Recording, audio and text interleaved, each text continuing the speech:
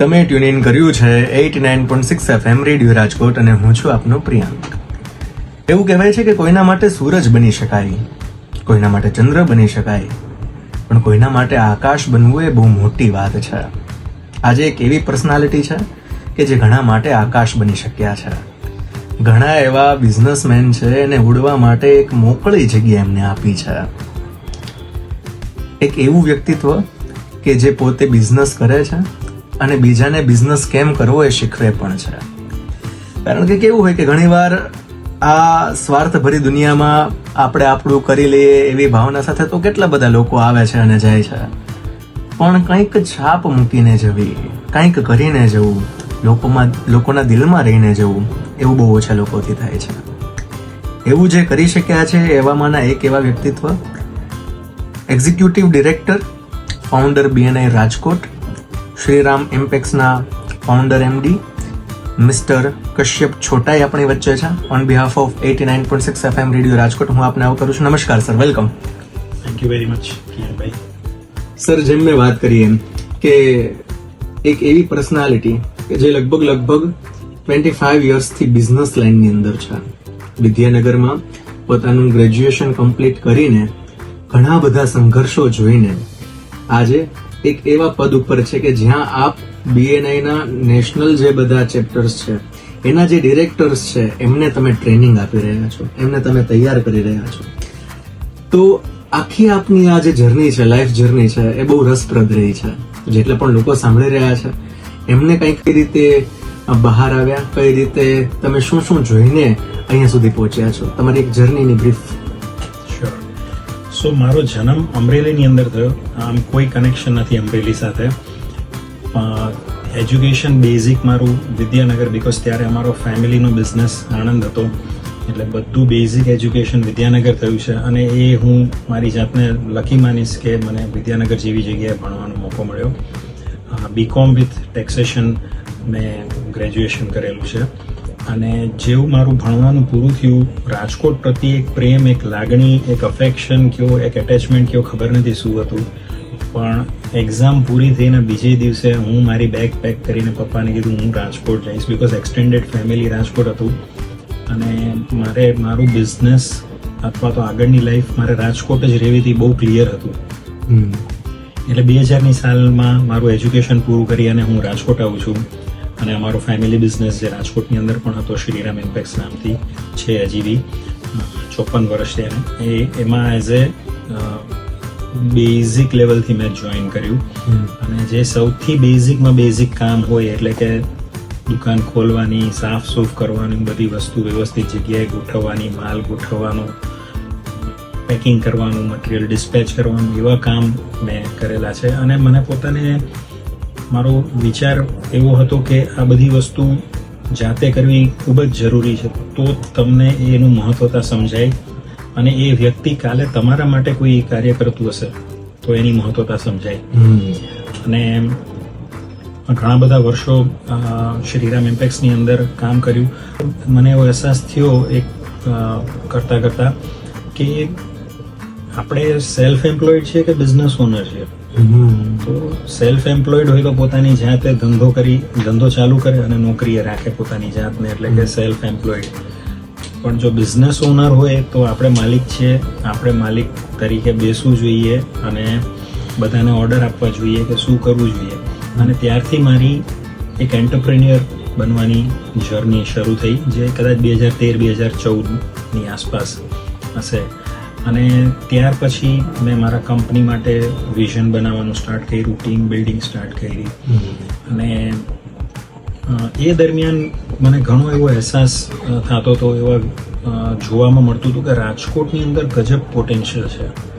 તમે જુઓ તો foundry, casting, imitation jewellery, silver jewellery manufacturing, gold jewellery આપણી ઓલ ઓવર ઇન્ડિયા સપ્લાય થતી હોય છે. એનું જે ગોલ્ડનું જે વર્ક છે એની એક્સપર્ટીઝ અહીંયા છે. ઓટોમોબાઈલની અંદર, આઈટીની અંદર, આ બધા સેક્ટરની અંદર Rajkot is doing really very good.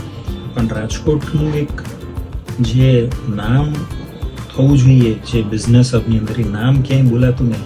Business હબનું નામ લઈએ તો કોઈ બેંગ્લોર કહેતું, કોઈ ચેન્નઈ કહેતું, કોઈ બોમ્બે કીએ, કોઈ નોઈડા કીએ, દિલ્હી કીએ, તો મને બહુ નવાઈ લાગતી કે ભાઈ રાજકોટની અંદર બધી વસ્તુ છે તો રાજકોટનું નામ કેમ કોઈ બોલતું નથી, અને એ આપણા રાજકોટની અંદર જ. અને ત્યારથી મને કોન્સ્ટન્ટલી મનની અંદર એ વિચાર આવતો હતો કે એવું તો શું કરીએ જેનાથી એક એવું પ્લેનર્સને મળે. અને પછી આગળની મારી ત્યારથી જર્ની સ્ટાર્ટ થઈ. એક બિઝનેસ ઓનર કમ એક કેવી રીતના હું બીજા બધા બિઝનેસ ઓનર્સને પણ હેલ્પ કરી શકું, એ જર્ની ત્યારથી મારી સ્ટાર્ટ થઈ. ડેફિનેટલી સર, તમે જે રીતે વાત કરી છે એમ કે બહુ બેઝિક લેવલથી કે દુકાન ખોલવી વાળવી ત્યાંથી લઈને આજે એક ઓટો પાયલટ મોડ ઉપર આપનો બિઝનેસ છે ત્યાં સુધીની જર્ની બહુ રસપ્રદ રહી છે. સર, તમારા વિશે જાણતા મને એ વસ્તુ ખ્યાલ આવ્યો કે આપે લગભગ 467 કિલોમીટરનું સાયકલિંગ કરેલું છે, હિમાલયાઝની અંદર 10 દિવસનું ટ્રેકિંગ કરેલું છે. તો આમ કેવું હોય કે લોકોની મનની અંદર એવું હોય કે મોટા મોટા બિઝનેસમેન હશે તો એને કેટલા બધા કામ હશે, આખો દિવસ બિઝી રહેતા હશે, કંઈક ને કંઈક ફોન કોલ્સ ના થાય. એક વ્યસ્તતા એ તો છે, પણ ખરા અર્થમાં કંઈક એવું પણ છે કે એ લોકો જો ખરા અર્થમાં પોતાનો બિઝનેસ રન કરતા હોય, ઓન કરતા હશે તો એની પાસે એક સમય હશે. તો આખી જે આ પ્રોસેસ છે ઓટો પાયલટ કરવાની, બરાબર, તમે જેમ વાત કરી કે એક હોય છે સેલ્ફ એમ્પ્લોયડ અને એક હોય છે બિઝનેસ ઓનર. પહેલાં તો આ બંને વચ્ચે ફર્ક શું છે એ કહીને એનો એ જે ટર્મ છે એને આપણે એક્સપ્લેન કરીએ સર, પ્લીઝ. યસ. સો આપણે ઇન્કમ જનરેટ કરવાના બેઝિકલી 4 રસ્તા આપણે ગણી શકીએ. એક છે એમ્પ્લોયડ એટલે કે સેલેરીડ, નોકરી કરે છે, જે પગાર મળે છે એ ઇન્કમ છે. એક છે સેલ્ફ એમ્પ્લોયડ એટલે કે પોતાનો બિઝનેસ છે, પોતાના બિઝનેસ પર કામ કરે છે, સેલ્ફ એમ્પ્લોયડ છે. આ બેની અંદર ટાઈમ ઇઝ મની, કારણ કે જેટલો સમય હું મારા બિઝનેસ પર આપીશ અથવા તો નોકરીમાં આપીશ એટલો મને પગાર મળશે. ઓવર ટાઈમ કરીશ તો એટલો વધારે પગાર મળશે. ત્રીજો સ્ટેજ આવે છે ધેટ ઇઝ બિઝનેસ ઓનર એટલે કે તમે પોતે, એટલે એની અંદર ટાઈમ કન્સ્ટ્રેન્ટ નથી, એની અંદર તમારું નોલેજ એ ઇમ્પોર્ટન્ટ છે, તમારું વિઝન, તમારા ગોલ કેટલા છે એ ઇમ્પોર્ટન્ટ છે, અને there is no limit to your earnings. તો that is the third level. અને ફોર્થ લેવલ ઇઝ ઇન્વેસ્ટર, કે તમે કોઈ કંપનીની અંદર ઇન્વેસ્ટ કરી દો છો કરોડો રૂપિયા. જેમ કે આપણા ઘણા બધા સારા સારા મતલબ ઇન્વેસ્ટર્સ છે, તો વોરેન બફેટ છે, તો એ બધા ઇન્વેસ્ટર છે. તો that is the fourth level of મતલબ earning. This is the cash flow matrix આખું કહેવાય છે. તો બિઝનેસ ઓનર તરીકે આપણી રિસ્પોન્સિબિલિટી છે કે આપણે આપણા બિઝનેસ માટે ગોલ સેટ કરીએ, વિઝન સેટ કરીએ કે આપણો બિઝનેસ આજથી 1 વર્ષ પછી ક્યાં હશે, 5 વર્ષ પછી ક્યાં હશે, 15 વર્ષ પછી ક્યાં હશે, 30 વર્ષ, 50 વર્ષ પછી ક્યાં હશે. એ બધા વિઝન સેટ કરવાનું કામ છે બિઝનેસ ઓનરનું.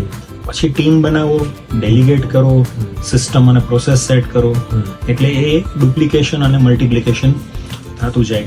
સો બેઝિકલી હું ઓલવેઝ એ વાત કરું છું કે as a business owner we should work on our business, not in our business. ધંધા ઉપર કામ કરો, ધંધાની અંદર કામ ન કરો, બીકોઝ એમાં સમયની મર્યાદા આવી જતી હોય છે. અને that is how my journey started.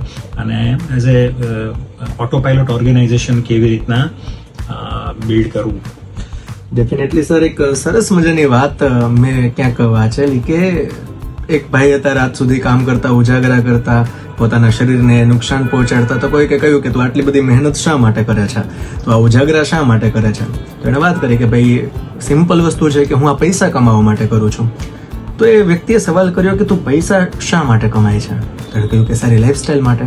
અને બસ એક જ વાત એણે મૂકી કે જો તારે સારી લાઈફસ્ટાઈલ માટે પૈસા કમાવા હોય તો એ જીવનના ભોગે તો ના જ હોવું જોઈએ. તો આ તારા જીવનના ભોગે કરસ, આ તારા રાત ઉજાગરા હોય કે તારા શરીરને નુકસાન પહોંચાડવું હોય, કાલ સવારે ડોક્ટરોના છોકરા ફોરેનમાં ભણે એ માટે તું પૈસા ભેગા કરસ. એટલે ત્યારે એના મનની અંદર સ્પાર્ક થયો અને પછી એની જર્ની આગળ વધી. તો ક્યાંક ને ક્યાંક જો ઓટો પાયલટ મોડ ઉપર આ બધી વસ્તુઓ હશે, ક્યાંક ને ક્યાંક જો એ પોતાની રીતે આ બધી વસ્તુ કરી શકે તો ક્યાંક ને ક્યાંક એનો બિઝનેસ છે એ ઓન કરે છે એવું આપણે કહી શકાય. તો આ બધી વસ્તુઓ કરવા માટે ઘણા છે. સર, જેટલા પણ લોકો સાંભળી રહ્યા છે તમને લોકોને જાણીને આનંદ થશે કે રાજકોટની અંદર BAને ઇન્ટ્રોડ્યુસ કરાવનાર સર હતા. એક પ્રોફેશનલ નેટવર્કિંગનું આખું આ ગ્રુપ કે જે બધા એકાબીજાને પોતાના બિઝનેસની અંદર હેલ્પફુલ થાય છે. સર, આ પ્રોફેશનલ નેટવર્કિંગ જે છે એ કેટલું જરૂરી છે અને શા માટે કરવું જોઈએ? અત્યારના સમયની અંદર પ્રોફેશનલ નેટવર્કિંગ ખૂબ જ જરૂરી છે. બીકોઝ અત્યારે જમાનો છે બધી ફાસ્ટ, લોકો પાસે સમય નથી. બિઝનેસ ઓનર બહુ જ બિઝી હોય છે પોતાની ડે ટુ ડે લાઈફની અંદર. એક તો ઓપરેશન્સ વાળો પાર્ટ છે અને at the same time development વાળો પણ પાર્ટ છે, એમાં બિઝી હોય છે એક બિઝનેસ ઓનર. એવા સમયે પ્રોફેશનલ નેટવર્કિંગ તમને હેલ્પ કરશે કે કેવી રીતના તમે ઓછા સમયની અંદર વધુ બિઝનેસ ઓનર્સને, ક્વોલિટી બિઝનેસ ઓનર્સને તમારા બિઝનેસ માટે, એના બિઝનેસના ડેવલપમેન્ટ માટે, ગ્રોથ માટે મળી અને મ્યુચ્યુઅલી હેલ્પફુલ થઈ શકો. એટલા માટે પ્રોફેશનલ નેટવર્કિંગ ખૂબ જ જરૂરી છે અત્યારના સમયમાં. સર, અત્યારે કોઈ ઘણા બધા આપણા ચેપ્ટર્સ આપણા રાજકોટની અંદર છે, તો કોઈ એવી નેક્સ્ટ ટુ નેક્સ્ટ ઇવેન્ટ કે જેમાં જેટલા ઘણા બધા બિઝનેસ ઓનર્સ છે કે જે જોઈન કરીને કદાચ આ નેટવર્કિંગની અંદર જોઈન થઈ શકે, તો કોઈ એવી ઇવેન્ટ, કોઈ એવી વાત આપણે અહીંયાથી શેર કરી શકીએ લોકોને? યસ. સો 25 જુલાઈના BNI સહયોગ, અમારું એક ચેપ્ટર છે BNI સહયોગ, શુક્રવારે હોય છે. એ એક mega business opportunity day organise કરવા જઈ રહ્યું છે, જેમાં કોઈ પણ સારા ક્વોલિટી બિઝનેસ ઓનર હોય રાજકોટ અને રાજકોટ સરાઉન્ડિંગના, એ આ ઇવેન્ટની અંદર ભાગ લઈ શકે છે. સારા ક્વોલિટી બિઝનેસ ઓનર્સને મળી શકે છે, એમના બિઝનેસ વિશે શેર કરી શકે છે, બીજાના બિઝનેસ વિશે જાણી શકે છે. એ તમે એક ક્વોલિટી ટીમ બનાવો. ક્વોલિટી ટીમ જે છે, તમે જેમ વાત કરી એમ કે બિઝનેસ ઓનર છે પોતાના જે મનોવલણો છે, ભાવો જે છે, પોતાના આઈડિયાઝ જે છે એ કઈ રીતે ઇમ્પ્લિમેન્ટ કરીને એમને શીખવીને પોતે એકદમ રિલેક્સ થઈને પોતાનો બિઝનેસ ઓટો પાયલટ મોડ ઉપર નાખી શકે છે. સર, આપણે વાત કરીએ છીએ ગોલની, મિશનની, વિઝનની. ઘણા લોકો કંપની શરૂ કરી દે છે પણ એને ક્યાં લઈ જવી છે એ કોઈ આઈડિયા હોતું નથી. ઘણાની કંપની હજુ રન થાય છે, સારું ચાલે છે, પણ આવનારા વર્ષોમાં એ ક્યાં હશે એ ઘણી વખત ખબર હોતી નથી.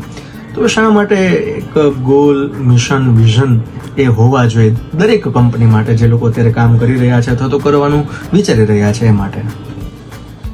સો કોઈ પણ કંપની અગર તમે સ્ટાર્ટ કરવા જઈ રહ્યા છો અથવા તો તમારી એક્ઝિસ્ટિંગ કંપની છે, એમાં સૌથી પહેલું તમારું કંપનીનું જે કોર પર્પસ છે, શું પર્પસ છે એ ડિફાઇન કરવું ખૂબ જ જરૂરી છે.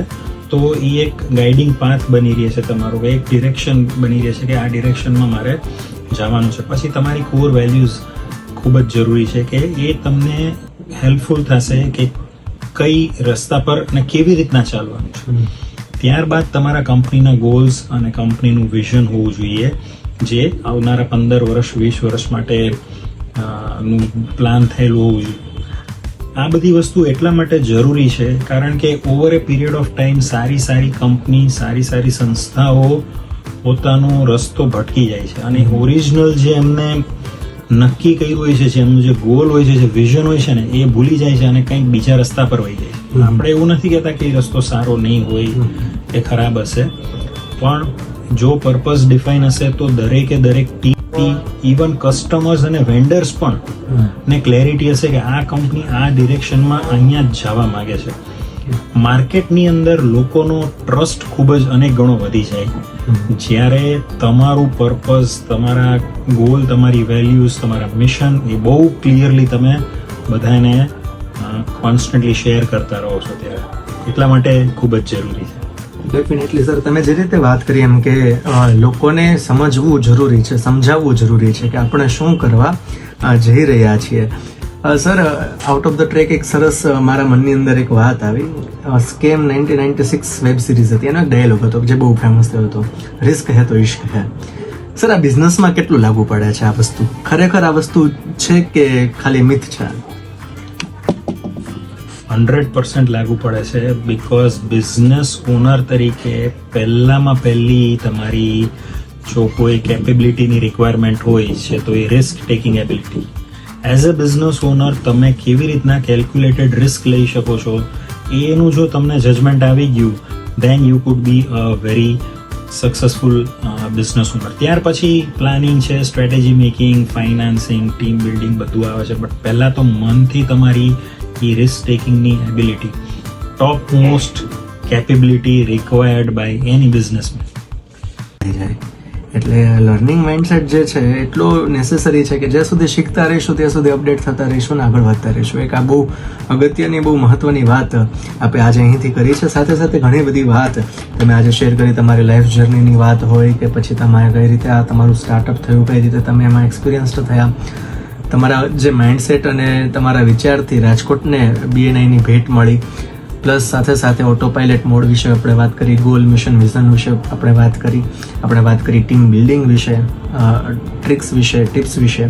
તો આખો જે આ ઇન્ટરવ્યૂ છે એકદમ ફ્રૂટફુલ રહ્યો છે અને આપણે આપનો સમય કાઢીને અમારી વચ્ચે આ બધી વાતો મૂકી છે એ બદલ 89.6 FM રેડિયો રાજકોટથી હું આપનો આભાર વ્યક્ત કરું છું. બસ આમ જ આપણે મળતા રહીશું ને ક્યાંક લોકો માટે, બિઝનેસ ઓનર્સ માટે શું સારું કરી શકાય, શું સારું દઈ શકાય એ વિશે વાત કરતા રહીશું. Once again thank you so much sir for coming here and giving your such a precious time. Thank you so much.